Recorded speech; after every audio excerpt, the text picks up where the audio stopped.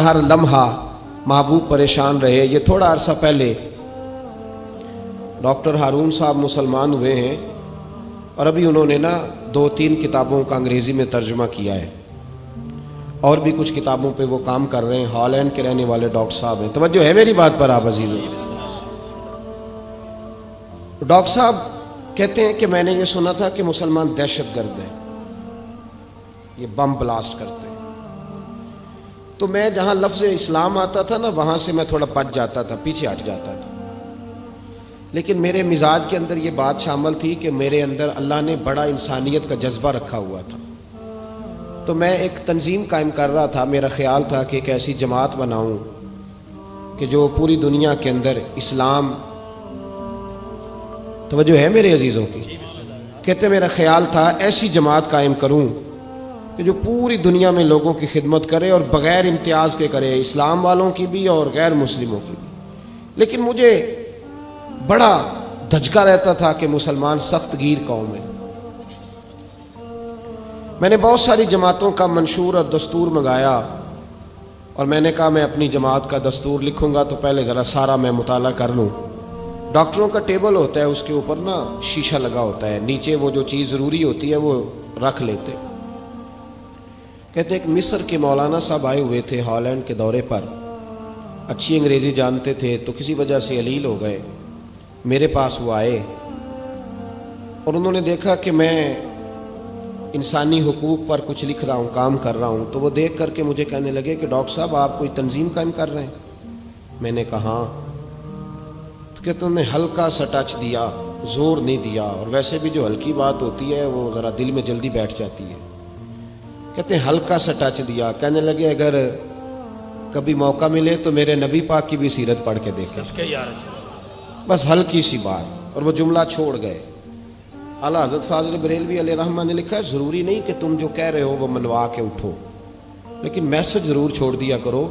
جب انسان کے ذہن میں بات ہوتی ہے یہاں سٹاک ہوتا ہے جب بات کا, تو جب وہ کام کرنے لگتا ہے تو ایک دفعہ وہ بات سامنے ضرور آتی ہے. کہہ دیا کرو. انہوں نے کہہ دیا کہ ڈاکٹر صاحب ایک دفعہ حضور کی سیرت بھی پڑھ لیں.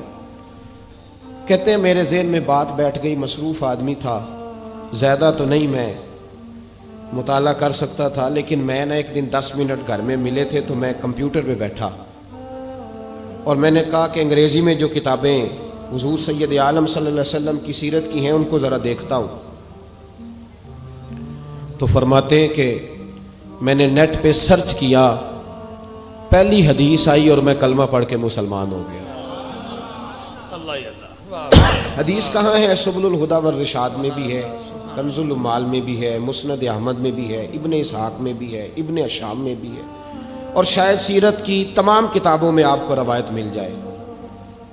نبی پاک صلی اللہ تعالی علیہ وسلم کی حدیث اور روایت کرتے ہیں حضرت سلمان فارسی رضی اللہ تعالی عنہ, اور ساتھ ہیں سیدنا بلال حبشی رضی اللہ تعالی عنہ. فرماتے ہیں ہم گھر سے نکلے, حضور نے فرمایا ذرا جلدی چلو ایک ضروری کام ہے.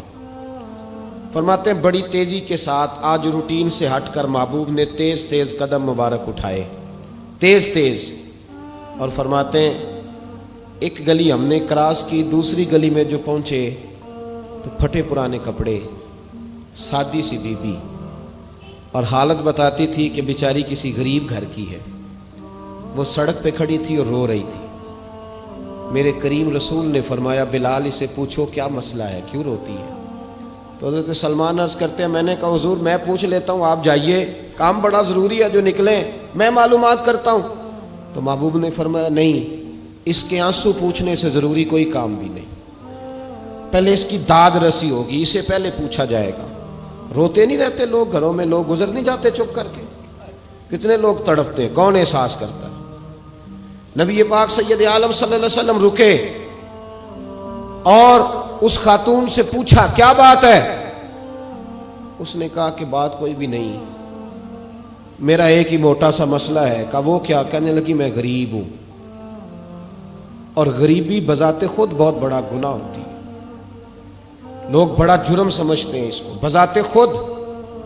میں نے شروع میں کہا کہ مذہبی سٹیج کی بھی صدارت غریب آدمی نہیں کر سکتا, کیونکہ غریب جو ہوا جہد کول دتھی ہونی انہیں نیڑے بہنا ہے جی, जिद कोल नहीं उन्हें तो पिछे जाके बना एंड थे कोल केड़ा दथी है।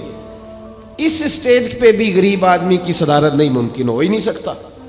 मेरे रसूल पाक सैयद आलम सल्लल्लाहु ताला अलैहि वसल्लम ने फरमाया पहले इसे पूछो क्या मसला है। वो कहने लगी मैं गरीब हूँ, बूढ़ी हो गई हूँ, सारी जिंदगी गुलामी में गुजारी है। तेल लेने आई थी 5 दिनार का, बोतल में तेल भरवाया है और अब बूढ़ी हूँ ना तो कमर दर्द करती है, पैर पीछे मोड़ा है तो मैं गिरी हूँ, तेल ज़मीन पी गई है, अब ज़मीन तो वापस नहीं करती, लेकिन वापस जाऊंगी तो एक यहूदी औरत की मुलाजमा हूँ, वो दुर्रे से मारेगी, खाल उधेड़ देगी, मैं बड़ी परेशान हूँ, अब नहीं मार खाई जाती, हड्डियाँ बूढ़ी हैं, कुर्बान जाऊँ। हज़रत बिलाल को हुजूर ने हुक्म दिया, फरमाया दौड़ के घर जा 5 दिनार ला। फरमाते 5 दिनार लाए, तेल खरीद के दिया, तो फिर रोने लगी। फरमाया आप क्यों रोती है? उसने कहा बताया ना गरीब हूँ, गरीब का जुर्म कोई नहीं होता, लेकिन पीस दिया जाता है, फिर भी मार तो अब भी पड़ेगी, अब क्यों पड़ेगी? तो अर्ज़ करने लगी महबूबा मार इसलिए पड़ेगी कि देर से क्यों आई है। तो मेरे करीम रसूल और वो बीबी हुजूर अभी आए हैं मदीना तय्यबा। इमाम यूसुफ सालेही फरमाते अभी आए थे हुजूर, सुबुलुल हुदा व इरशाद के मुसन्निफ कहते अभी आए थे नबी पाक, वो जानती भी नहीं थी।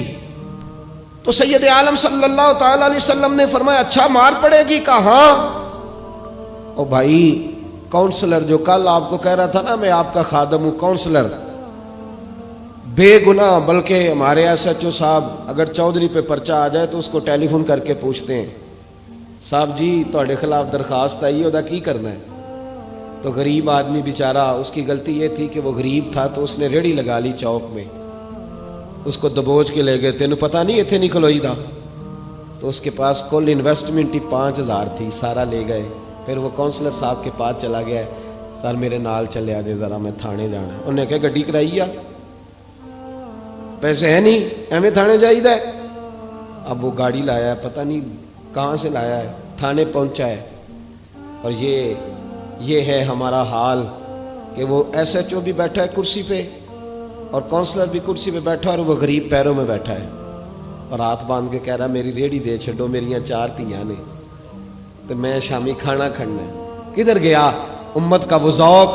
सारी जिंदगी नाते सुनने वालों बताओ तो सही, नात ने तासीर क्या दी है रूह को? अगर अभी भी गाड़ी गरीब के पास खड़ी नहीं होती तो फिर क्या असर हुआ सारी जिंदगी नात सुनने का? मेरे मुस्तफ़ा करीम सैयद आलम सल्लल्लाहु ताला अलैहि वसल्लम ने फरमाया उस खातून से यहां काउंसलर साथ नहीं जाता, कहता कर दिया टेलीफोन, सवेरे 9 बजे पहुंच जाना।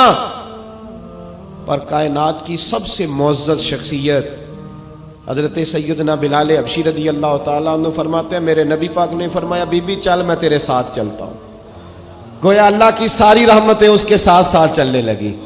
और आगे आगे नहीं, सारी किताबें पढ़ लो, वो फटे पुराने कपड़ों वाली बीबी आगे आगे और अल्लाह के करीम रसूल पीछे पीछे।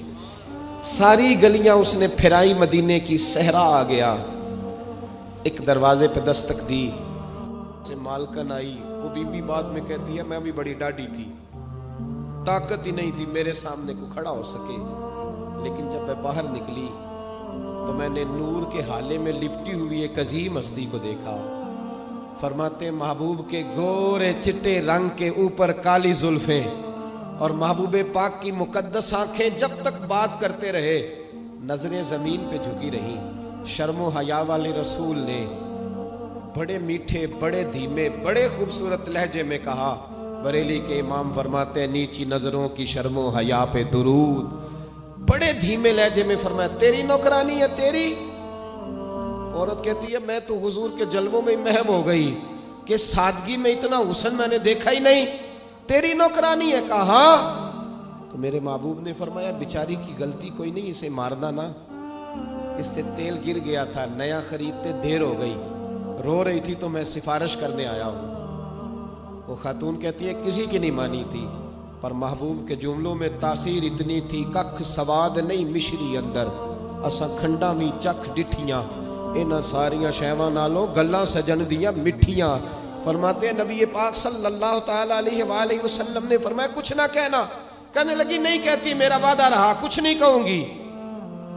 अब मेरे हबीब ने फिर नजर उठाई, اور اس غریبنی کی طرف دیکھا اور فرمایا تو اگر کہے تو میں جاؤں, تو اگر کہے تو میں خود بھیک دیں خود ہی کہیں منگتے کا بھلا ہو, تو اگر کہے تو میں جاؤں.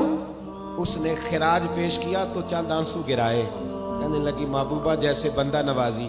حضور نے رخ پھیرا تو حضرت بلال کہتے ہیں میں پیچھے رہ گیا تو وہ دونوں بیبیاں دوڑ کے میرے پاس آئیں, کہنے لگی بتا تو صحیح ہے کون, یہ بتا تو صحیح کون تھے. تو حضرت بلال کہنے لگی تم نہیں جانتے. جناب بلال فرمانے لگے یہی تو ہیں جنہیں اللہ نے سچا رسول بنا کے بھیجا ہے. بیبیاں دوڑ کے آئیں, کہنے لگی محبوبہ دروازے تک آئے ہو تو خالی تو نہ لوٹاؤ, مہربانی فرماؤ ہمیں بھی کلمہ پڑھا دو. ڈاکٹر ہارون کہتے ہیں وہ بیبیاں وہاں کلمہ پڑھ رہی تھی اور میں حدیث پڑھ کے کلمہ پڑھ رہا تھا. بھائی